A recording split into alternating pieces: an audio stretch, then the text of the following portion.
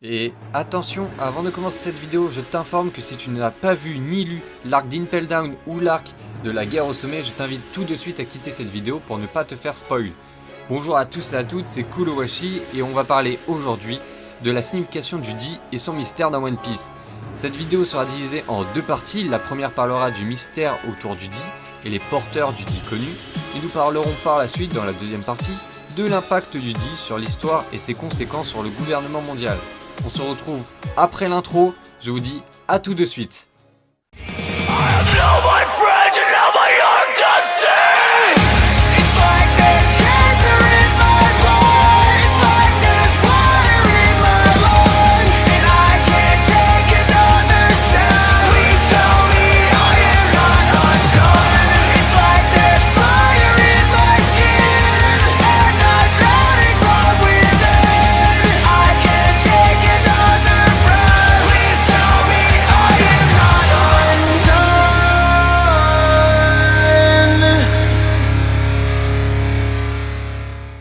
Alors faisons une petite piqûre de rappel, dans l'univers de One Piece, certaines personnes, pirates, révolutionnaires ou marines, portent l'initiale du Di.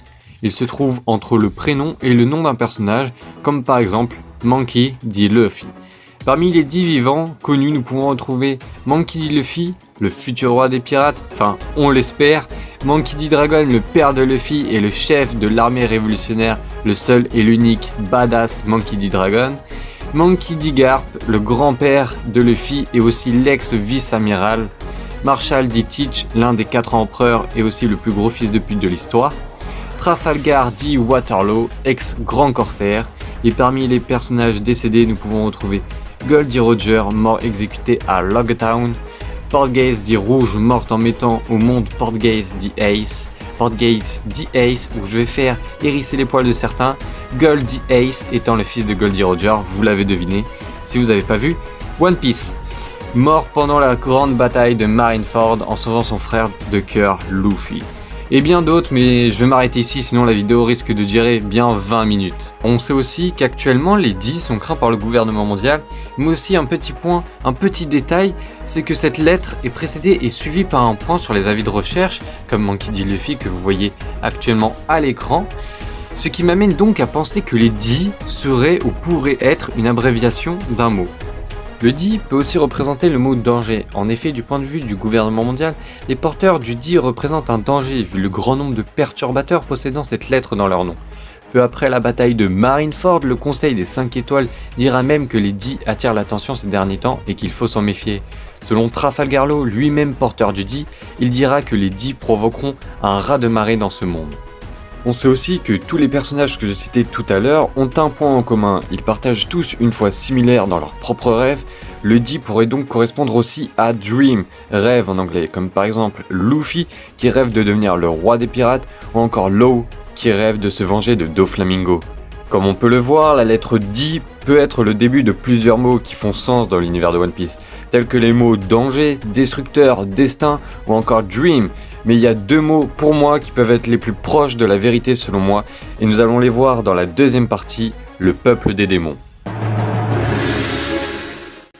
Les Di sont nommés par les nobles mondiaux comme étant les ennemis naturels des dieux. Ici le mot dieu fait référence aux dragons célestes, donc nous pouvons en conclure que les Di seraient des démons, car les démons sont justement les ennemis naturels des dieux.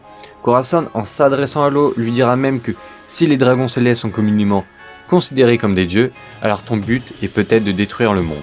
On sait aussi que tous les Di sourient avant de mourir. Mais pourquoi sourire à la mort? Simplement parce qu'ils savaient que leurs vœux et leurs ambitions seront transmis à d'autres Di, à d'autres générations de Di. Et pour confirmer mes propos, je vais me baser sur ce que Barbe Blanche dira dans son discours avant de mourir. Il dira qu'il existe des personnes qui ont hérité de la volonté de Roger et d'autres personnes qui hériteront de celle de Ace à leur tour. Qu'une personne dont la venue a été annoncée depuis des générations apportera une preuve de l'histoire des siècles perdus. En portant le fardeau de cette découverte, il va se dresser contre le monde entier pour le défier dans une lutte prévue depuis l'Antiquité. Un jour, une guerre gigantesque se déclenchera à l'échelle mondiale dans un combat sans merci. Barbe Blanche termine par une de ses dernières phrases, le One Piece existe.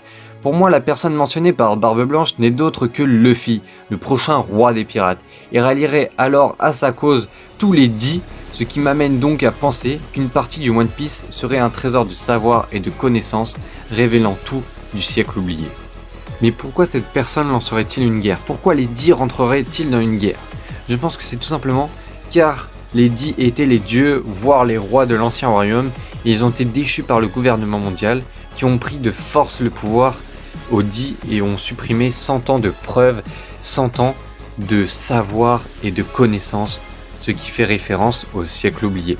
Pour conclure, je dirais simplement que les Dix sont donc des dieux devenus des démons, ou si vous préférez, des dieux déchus de l'ancien royaume.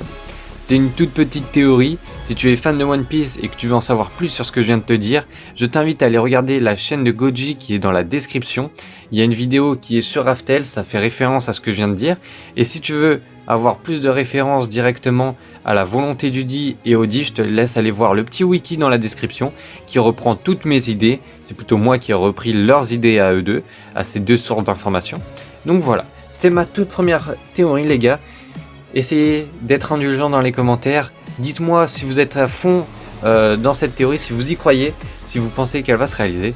Je vous laisse. N'oubliez pas le petit like et je vous dis à la prochaine pour une prochaine vidéo. Allez, salut!